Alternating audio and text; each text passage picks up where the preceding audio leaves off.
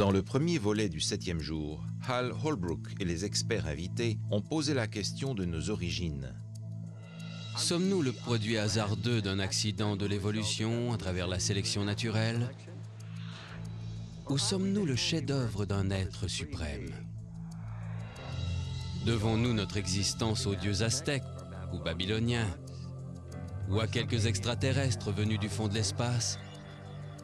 Où est la vérité à propos de nos origines? Comment notre univers est-il né? Comment les étoiles ont-elles trouvé leur place? La science peut nous apprendre comment l'univers se comporte et comment les choses se produisent dans son sein. Mais elle ne peut pas expliquer pourquoi quelque chose existe plutôt que rien. Les cieux ont été faits par la parole de l'Éternel, et toute leur armée par le souffle de sa bouche. Dieu acheva au 7e jour son œuvre qu'il avait faite, et il se reposa au 7e jour. Dieu a créé le monde entier en 6 jours, et il s'est reposé le sabbat.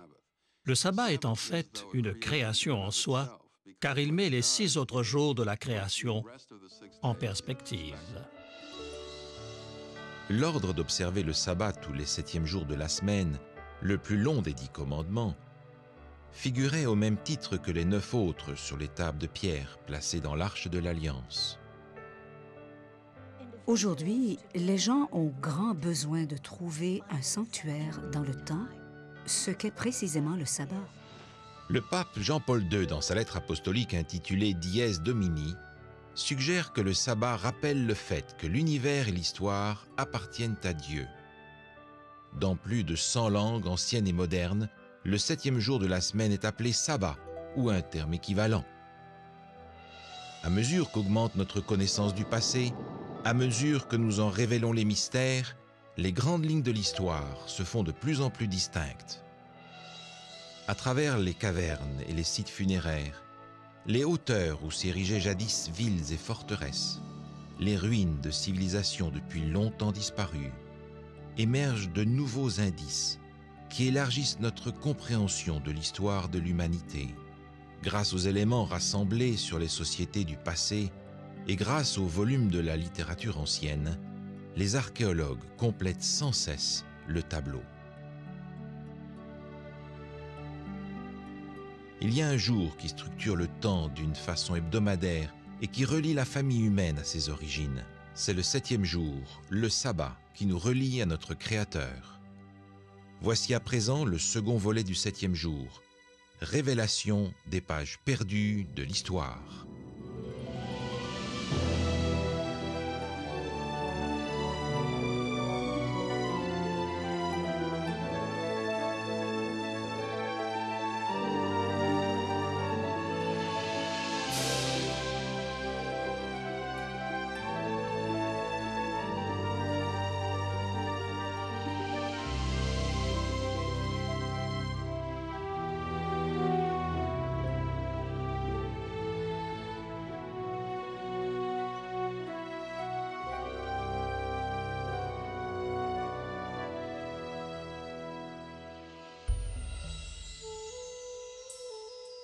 Au temps où Jésus-Christ était parmi les Juifs, il avait la coutume d'aller à la synagogue le jour du sabbat pour adorer et pour enseigner.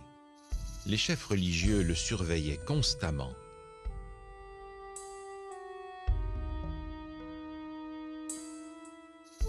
Certains des rabbins de son époque disputaient avec lui de la façon convenable d'observer le sabbat.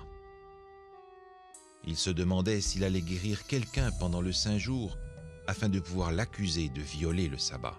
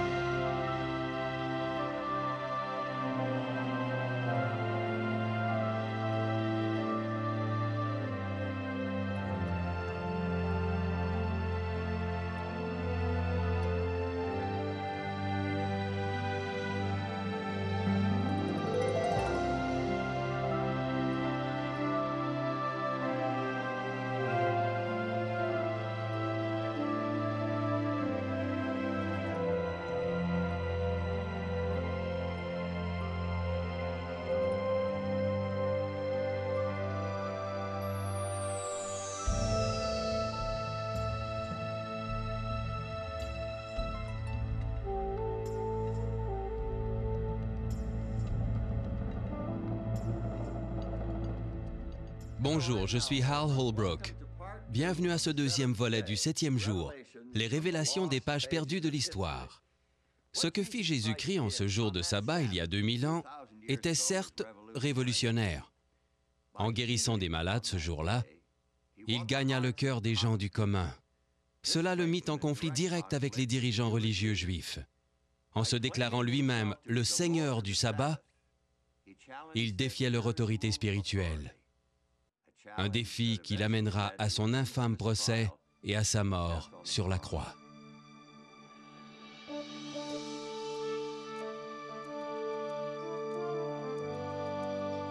Jésus est né à Bethléem, une ville insignifiante en Judée, sous le règne de César Auguste, le premier grand empereur romain. À cette époque, l'Empire romain avait, à l'intérieur de ses frontières, des dizaines, sinon des centaines de religions et de cultes, allant du zoroastrisme de Perse au culte mythique de Grèce, en passant par le druidisme celtique de Grande-Bretagne. Les rites initiatiques et les rites de fertilité étaient répandus, tout comme la croyance dans l'astrologie. Les Romains eux-mêmes étaient captivés par la religion et la culture grecque. Ils ont adopté les dieux grecs et les ont intégrés à leur propre culte. Il en est sorti un mélange de culte des ancêtres, d'adoration de l'empereur et d'adoration du soleil. Une religion qui ne vénérait pas un seul dieu, mais plusieurs.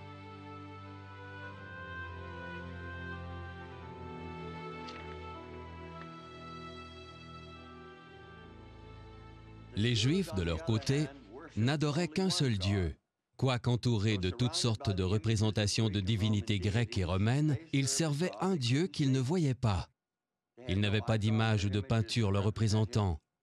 Ils n'avaient pas de rite d'initiation ou de fertilité.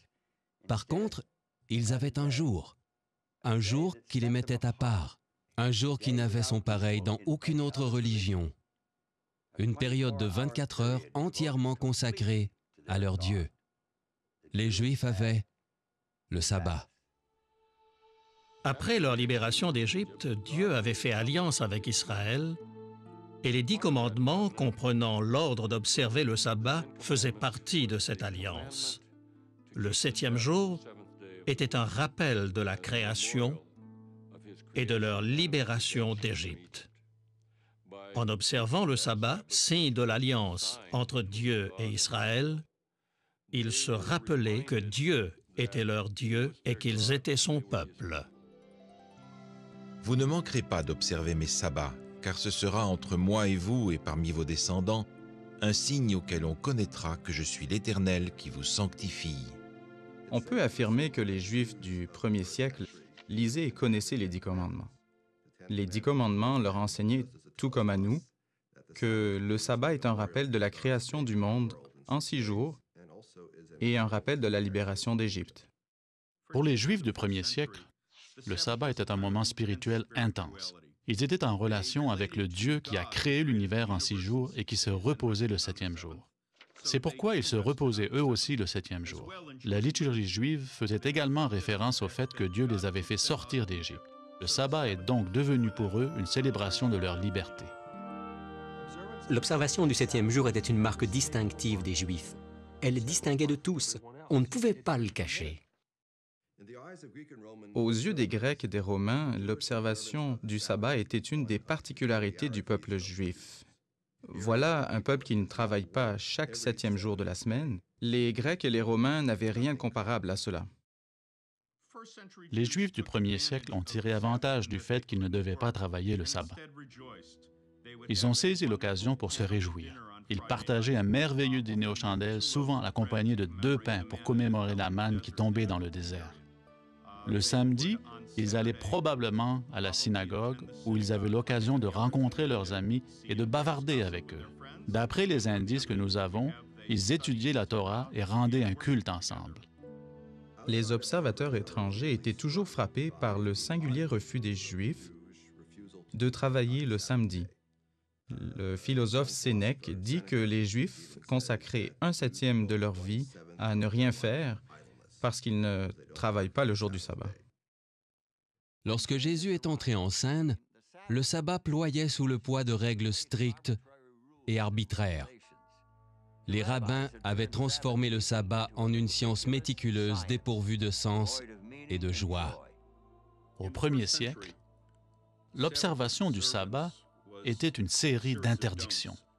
Il était interdit de faire un nœud ou de le défaire, de faire la cuisine, d'écrire plus d'une lettre de l'alphabet, de transporter quoi que ce soit, même quelque chose qui pouvait se glisser dans la poche. Et beaucoup d'activités quotidiennes, telles que préparer les peaux et les fourrures et les moyens de subsistance habituels. Il était interdit d'allumer un feu ou de l'éteindre, et il était interdit de se déplacer à plus de 2000 coudées de sa demeure. 2000 coudées équivalent environ à 1200 mètres. La manière dont les Juifs observaient le sabbat était très légaliste. Vous ne deviez pas bouger, vous ne pouviez rien faire. Mais Jésus a dénoncé cette distorsion du plan de Dieu pour l'humanité.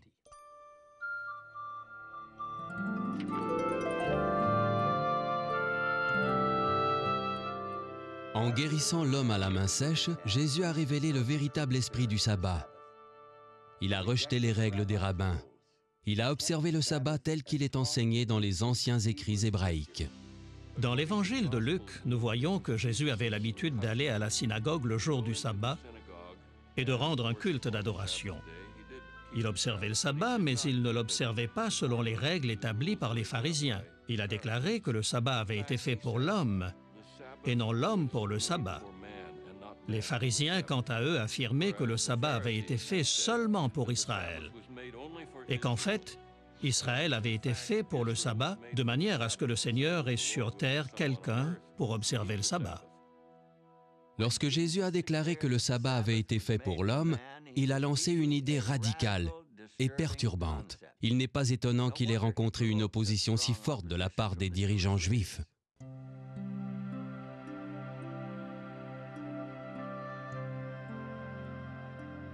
Lors d'un autre sabbat, Jésus enseignait la foule. Il s'y trouvait une femme qui était malade et courbée depuis 18 ans. Et il l'appela à lui.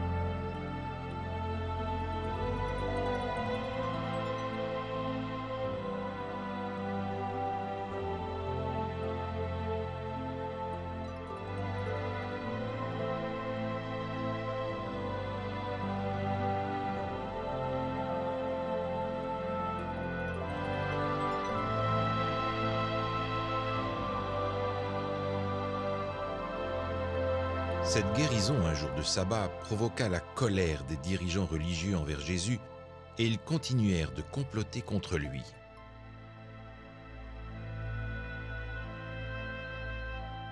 Pour les chefs religieux, ce comportement était scandaleux, particulièrement parce qu'il défiait la règle du danger de mort. La règle du danger de mort établissait que vous pouviez faire certaines choses le jour du sabbat uniquement s'il s'agissait d'une question de vie ou de mort. Vous pouviez sauver la vie de quelqu'un qui était en danger immédiat, mais vous ne pouviez pas guérir une personne atteinte d'une maladie chronique le jour du sabbat. Il fallait attendre une autre journée. Mais Jésus ne voulait pas attendre une autre journée. Il disait grosso modo, « Vous détachez votre bête afin qu'elle se repose le jour du sabbat.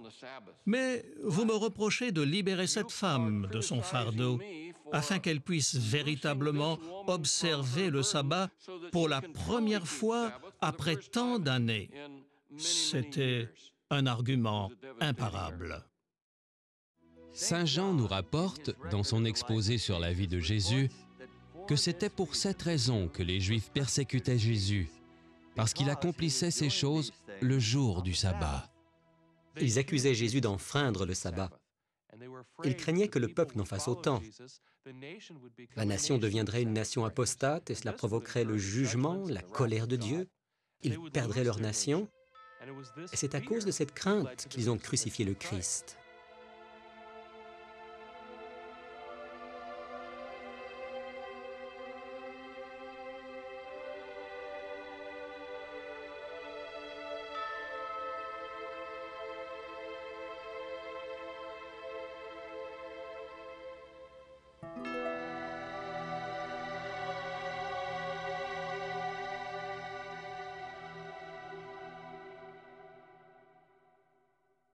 Certains prétendent que le sabbat des 10 commandements a perdu sa signification après la vie et la mort de Jésus, qu'il a mis un terme au sabbat d'une certaine façon. Lorsqu'il a déclaré que le sabbat avait été fait pour l'homme et non l'homme pour le sabbat, il aurait tout aussi bien pu déclarer que le sabbat avait été donné à Israël seulement et qu'il n'était pas nécessaire pour les autres peuples. Il aurait peut-être même été en mesure d'aller jusqu'à déclarer le sabbat obsolète pour les Israélites eux-mêmes. Il a eu plusieurs occasions de déclarer que le sabbat n'était pas important et qu'on pouvait s'en débarrasser. Tout le désaccord entre lui et les pharisiens ne se fondait pas sur la question de l'observation du sabbat, mais sur la façon de l'observer.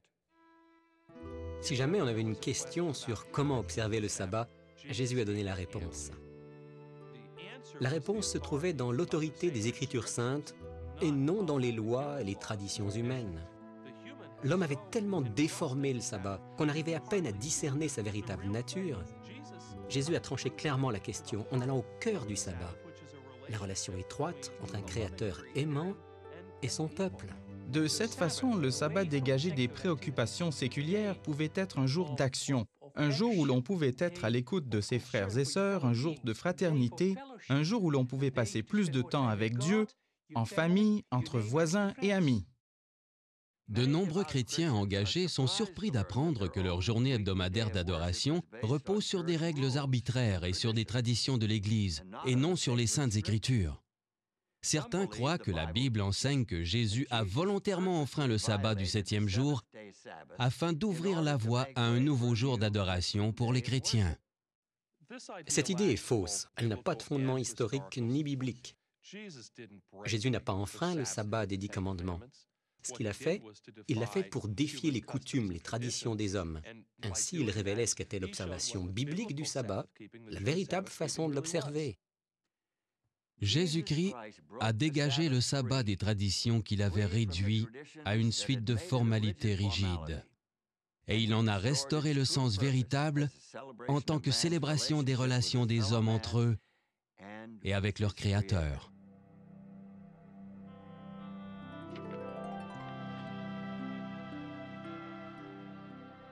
C'est pourquoi, lorsque vous verrez l'abomination de la désolation dont a parlé le prophète Daniel, alors que ceux qui seront en Judée fuient dans les montagnes, priez pour que votre fuite n'arrive pas en hiver ni un jour de sabbat.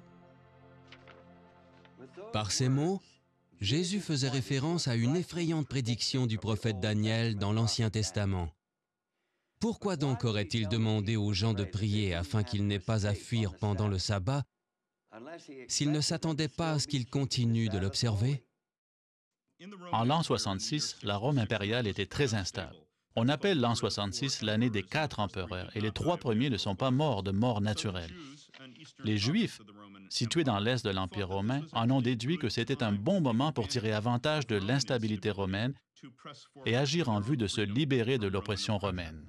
Le général romain Vespasien a marché sur la ville afin d'étouffer le soulèvement. Mais avant d'avoir achevé son entreprise, il est devenu empereur en 69, et son fils Titus, un autre futur empereur, a pris la relève en tant que général de l'armée. Titus a assiégé la ville et finalement, en 70, l'armée romaine a enfoncé les fortifications, a ravagé la cité et a complètement détruit le temple. Un historien de l'époque de l'Église primitive a rapporté que les chrétiens de Jérusalem se sont rappelés l'avertissement de Jésus et ont pu s'échapper avant que la ville ne tombe aux mains des Romains. Ce récit est à l'intersection de l'histoire et de la prophétie. On connaît les dates et les lieux. Jésus l'avait prédit et il savait quand ces événements auraient lieu. Ça s'est produit 40 ans après sa mort et sa résurrection. Et il savait que ses disciples observerait toujours le sabbat. En fait, pendant toute la période néo-testamentaire, ce qui nous amène à la fin du 1er siècle de notre ère, les chrétiens ont continué à observer le sabbat. La Bible et les archives historiques confirment clairement ce fait.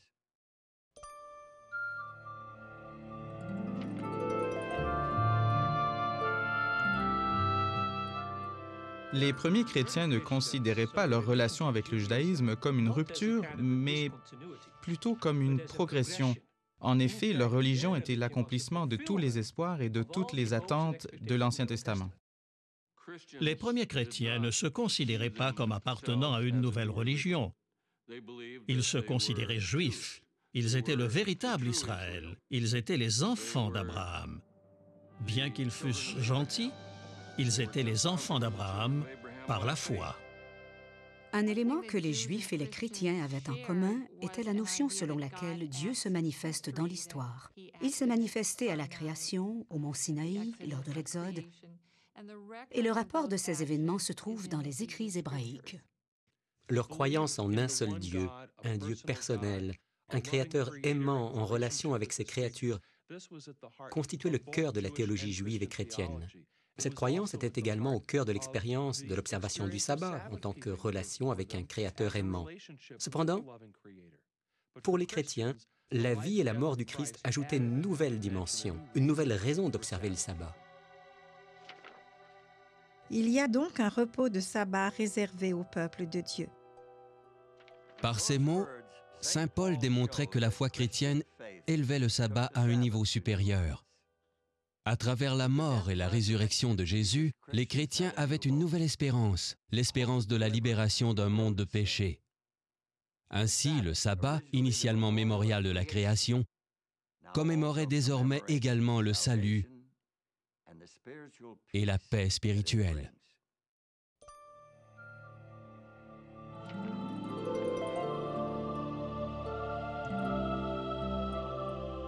Ceci nous amène à une question intrigante. Si les chrétiens du 1er siècle observaient le sabbat de l'Ancien Testament, le sabbat du 7e jour de la création et le 4e commandement, comment se fait-il que la plupart des chrétiens observent aujourd'hui le dimanche?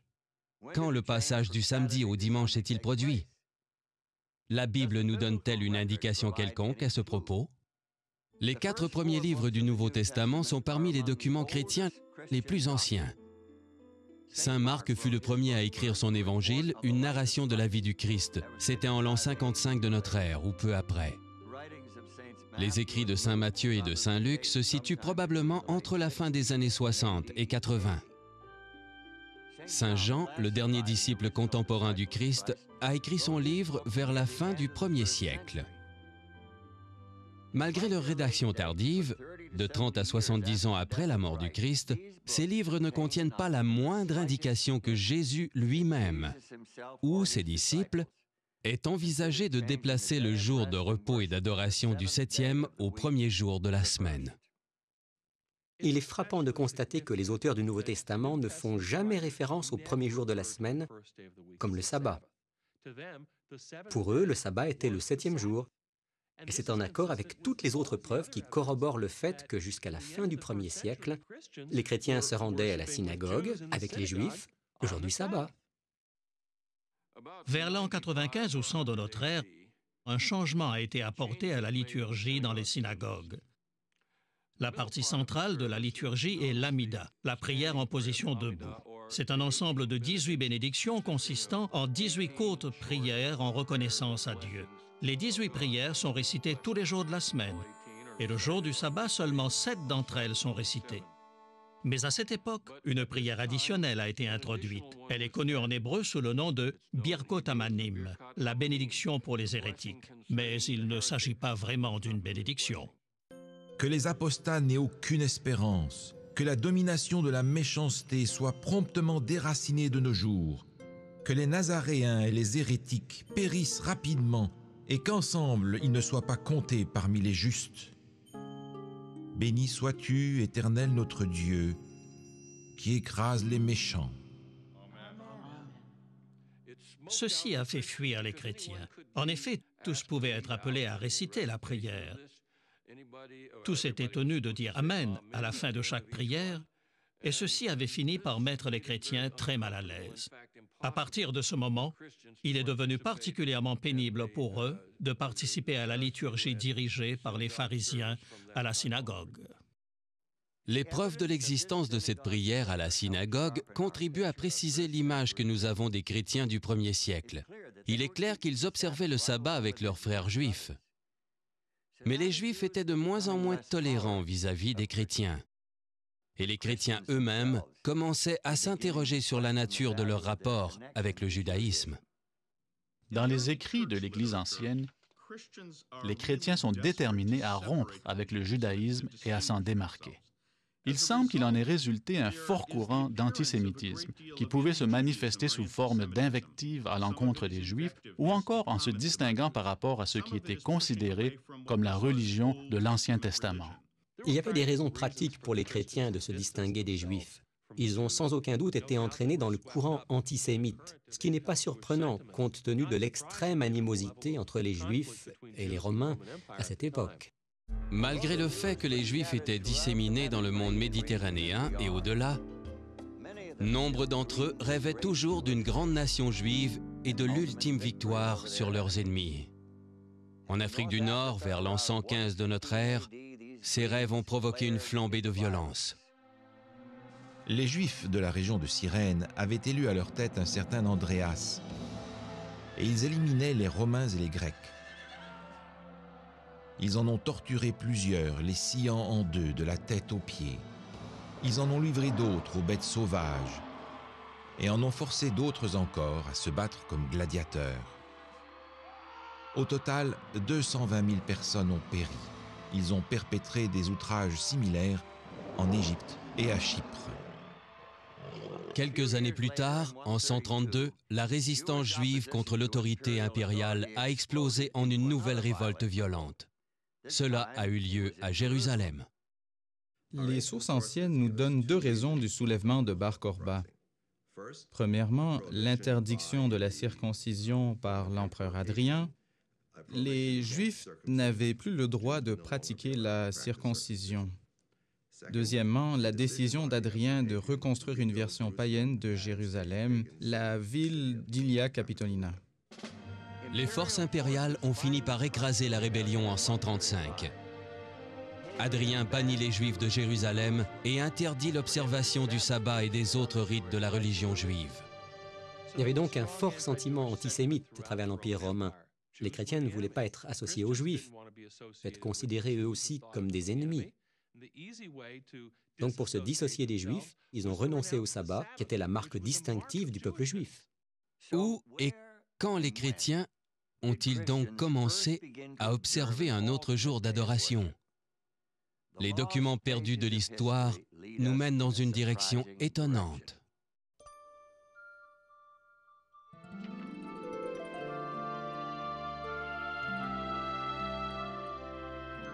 La ville d'Alexandrie en Égypte a été fondée en 332 avant Jésus-Christ par Alexandre le Grand et elle était l'un des grands centres littéraires, scientifiques et commerciaux du monde de l'époque. La ville regroupait un amalgame d'idées religieuses et de philosophie classique.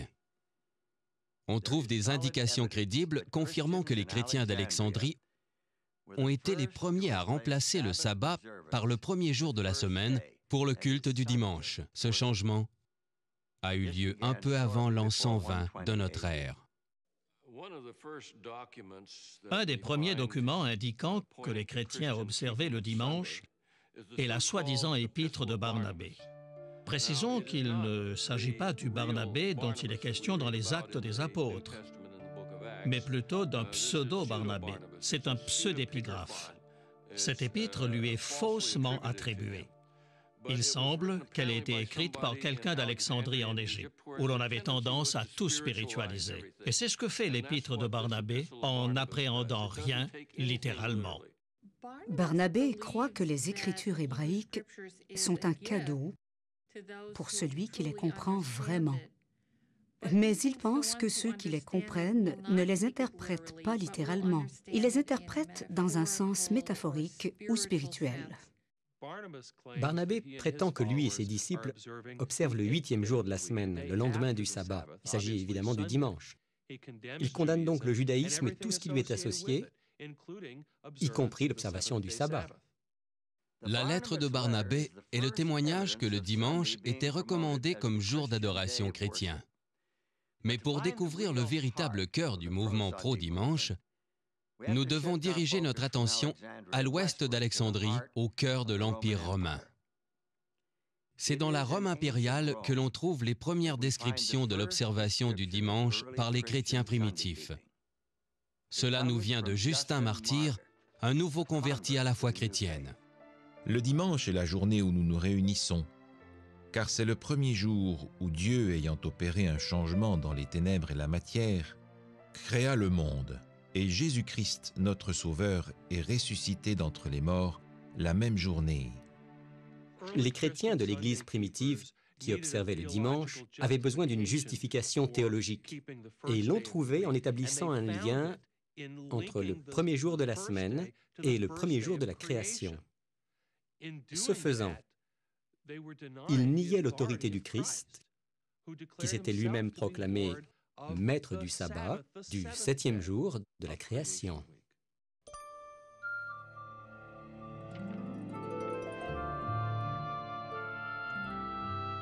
Nous sommes arrivés à un moment critique, un moment décisif de notre histoire. En arrachant le jour sacré de la semaine de ses racines bibliques, les dirigeants de l'Église ont coupé le sabbat de la source de sa signification spirituelle. Il allait devenir une formalité vide de sens, une patate chaude politique, un test d'autorité et une monnaie d'échange dans des guerres de pouvoir qui dureront des siècles. Le dimanche était un remplaçant attrayant du sabbat, car le dimanche commençait à dégager une certaine aura, résultant de nouveaux développements dans la religion païenne, promulguant le dimanche comme journée de réflexion sur le soleil et d'adoration du soleil. Je suppose qu'il était inévitable que des éléments païens d'adoration s'introduisent dans le christianisme. Les chrétiens étaient après tout une petite minorité dans un monde clairement païen. Un monde qui adorait des dieux mythiques, des empereurs décédés et l'invincible soleil. Les historiens établissent généralement la date du début de l'Empire romain à 31 avant Jésus-Christ. Il s'agit du moment où Octavien a vaincu les forces d'Antoine et de Cléopâtre et qu'il est revenu à Rome pour régner en tant que premier César, sous le nom de César Auguste. À cette époque, il a fait expédier 2 grands obélisques à Rome. Il a fait placer l'une d'elles au cirque Maxime. Vous savez, ce n'était pas seulement qu'elle était dédiée au dieu Soleil, c'était aussi un signe bien visible que Rome avait conquis l'Égypte. La dédicace sur l'obélisque disait « César Auguste dédie ce cadeau au Soleil ». Mais elle ajoutait aussi « car l'Égypte a été conquise ». Ainsi, les gens qui allaient au cirque Maxime pour voir les Jeux pouvaient non seulement voir cette dédicace au soleil, mais ils pouvaient aussi constater que le dieu soleil romain l'avait emporté sur le dieu soleil égyptien. Des documents datant du milieu du 1er siècle nous fournissent des preuves additionnelles de la popularité de l'adoration du soleil. Le célèbre empereur Néron chargea un sculpteur de créer une statue de près de 40 mètres de haut, à l'image de sa propre tête à la façon du dieu Soleil. Quand Vespasien a fait construire son grand amphithéâtre, le Colisée, il a pris cet énorme colosse. Colosse est le mot ancien pour désigner une statue. Cet énorme colosse de Néron, et il a fait modifier les traits de son visage pour le dédier au dieu Soleil. L'empereur Élagabal était si dévoué à son dieu soleil oriental qu'il s'attribua le nom de cette divinité. Il apporta son dieu sous forme de météorite noire depuis la lointaine Syrie jusqu'à Rome et adopta un style de vie oriental. En 4 ans, son style de vie décadent, son comportement et ses orgies orientales amenèrent Élagabal à sa fin. Et bien que son dieu, la pierre noire, ait été retourné en Syrie, l'adoration du soleil se poursuivit. L'historien Plutarque rapporte comment le général romain Pompée se rendit en Méditerranée orientale pour s'occuper du problème des attaques de pirates sur les expéditions commerciales.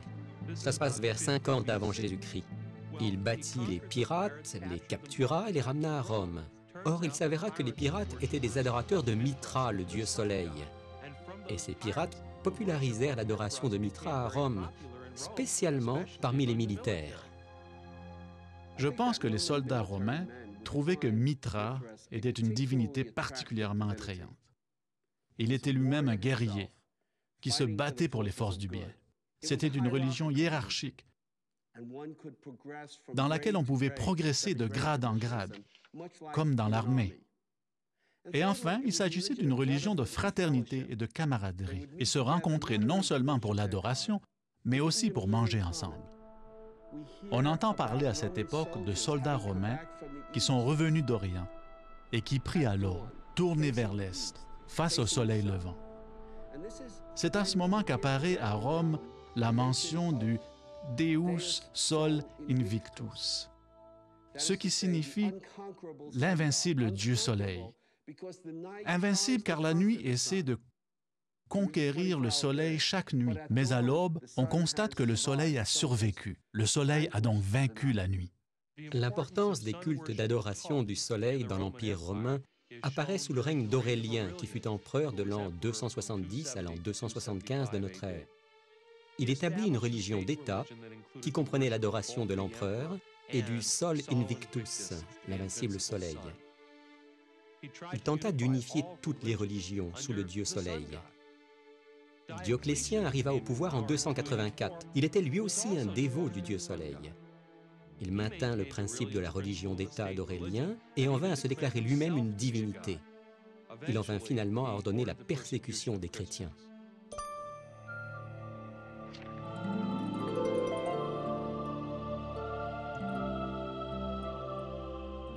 Pour certains dirigeants chrétiens, il semblait intéressant de tirer profit de la popularité du dimanche, surtout en considérant que l'observation du dimanche rendrait le christianisme plus attrayant aux païens pratiquant déjà un culte d'adoration du soleil ce même jour. Citons comme exemple l'empereur romain Constantin qui était, tout comme Aurélien et Dioclétien avant lui, un adorateur du soleil. Il fut le premier empereur à professer la foi chrétienne. C'était pendant une croisade contre son rival qu'il s'est, dit-on, converti au christianisme. Certains biographes prétendirent qu'avant une bataille décisive près de Rome, Constantin eut la vision d'une croix enflammée dans le ciel. Il attribua à cette vision la victoire subséquente et déclara être chrétien. Les historiens débattent de l'authenticité de la conversion de Constantin, étant donné qu'il a maintenu ses superstitions païennes pendant presque tout son règne. Il consentit à être baptisé seulement lorsqu'il fut sur son lit de mort. Toutefois, son règne marqua un tournant majeur dans l'histoire du christianisme. En 313, avec le consentement de son co-empereur Licinius, il légalisa la religion chrétienne. Le règne de Constantin le Grand est une des grandes périodes de l'histoire du monde. C'est l'ère de la dissolution de l'Empire romain, le commencement ou plutôt la consolidation d'un genre de despotisme oriental avec une nouvelle capitale, une nouvelle constitution et enfin une nouvelle religion. Est-ce que Constantin s'est converti au christianisme ou est-ce le contraire? Qui sait? Mais ce qui de nos jours est important, c'est qu'il émergea un nouveau genre d'église et un nouveau genre d'État. En fait, les deux étaient si étroitement liés qu'il était difficile de déterminer où se terminait l'un et où commençait l'autre. Il semble que la religion personnelle de Constantin ait été un mélange de mitraïsme et de christianisme. Selon Eusèbe, son biographe chrétien, il enseigna à ses armées à honorer avec zèle le jour du Seigneur, le dimanche, en s'y référant comme « le jour de la lumière et du soleil », une terminologie incontestablement païenne. Regardons ce passage extrait de sa fameuse loi du dimanche datant de l'an 321 de notre ère. Pendant le vénérable jour du soleil, que les magistrats et les personnes vivant dans les cités se reposent et que tous les ateliers soient fermés. Cependant, dans les campagnes, les personnes vaquant aux tâches agricoles peuvent librement et légalement poursuivre leurs activités. La première loi qui obligeait les gens à célébrer et à se reposer le dimanche a été promulguée par l'empereur Constantin en l'an 321. Il a fait cela sans se référer à la théologie chrétienne ou aux idées chrétiennes. Il demande de s'abstenir de travailler durant le jour vénérable du soleil. Une preuve que le soleil devient de plus en plus un objet d'adoration. La première loi du dimanche n'avait donc aucune teneur chrétienne. Même si Constantin a été un promoteur du christianisme et a construit beaucoup d'églises chrétiennes, il n'a fermé qu'un très petit nombre de temples païens. Nous disposons d'un calendrier romain de l'an 354, soit environ 17 ans après la mort de Constantin, qui contient 4 fêtes annuelles dédiées au dieu Soleil. Ça montre que le dieu Soleil a survécu non seulement après Constantin, mais sous les règnes de ses successeurs immédiats.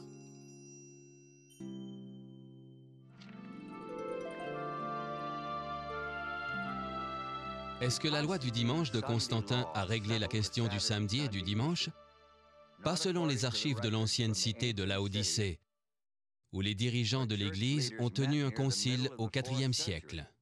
Le concile de Laodicée a débattu la question des Écritures qui devaient être lues, le cas échéant, pendant les services de culte du sabbat. Les évangiles doivent être lus durant le sabbat, c'est-à-dire le samedi, avec les autres Écritures.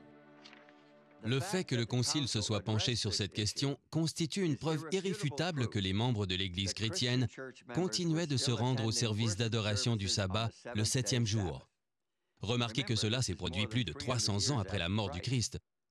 Mais il y a plus. Les chrétiens ne doivent pas judaïser en se reposant le jour du sabbat, mais ils doivent travailler ce jour-là et honorer plutôt le jour du Seigneur, et s'ils le peuvent, se reposer en ce jour-là en tant que chrétiens. Mais quiconque est trouvé judaïsant, qu'il soit anathème de Christ. Qu'entendait le Concile par judaïsant? Les judaïsants étaient ces chrétiens qui ne travaillaient pas le jour du sabbat, tout comme les Juifs. Les dirigeants de l'Église voulaient que tous travaillent le sabbat et qu'ils s'abstiennent de travailler le dimanche, qu'ils appelaient désormais le jour du Seigneur. Et tout ceci était en harmonie avec la loi du dimanche de l'empereur Constantin. Malgré la popularité de l'adoration du soleil et les lois du dimanche des empereurs, beaucoup de chrétiens ont continué d'adorer pendant le sabbat du 7e jour. En fait, les églises chrétiennes qui ont abandonné le sabbat étaient minoritaires. Bien que partout dans le monde, la plupart des églises célèbrent les mystères sacrés lors du sabbat hebdomadaire, les chrétiens d'Alexandrie et de Rome, en se basant sur d'anciennes traditions, ont cessé de le faire. Il n'y a aucun doute sur le fait que les chrétiens observaient toujours le sabbat du 7e jour, jusqu'à la deuxième moitié du IVe siècle. Malgré les arguments théologiques, les préjugés antisémites et le décret d'un empereur, le sabbat du Créateur n'était pas mort. Le sabbat a été au cœur de la controverse entre les papes et les patriarches au cours des siècles suivants. Le jour hebdomadaire de repos et d'adoration a mis à l'épreuve l'autorité de l'Église et a représenté une marque de soumission à la souveraineté d'un nouveau type de gouvernement religieux. Il a été l'une des causes principales du grand schisme qui a divisé l'Église chrétienne pendant plus de 900 ans. Vous en apprendrez davantage lors du 3e volet du 7e jour.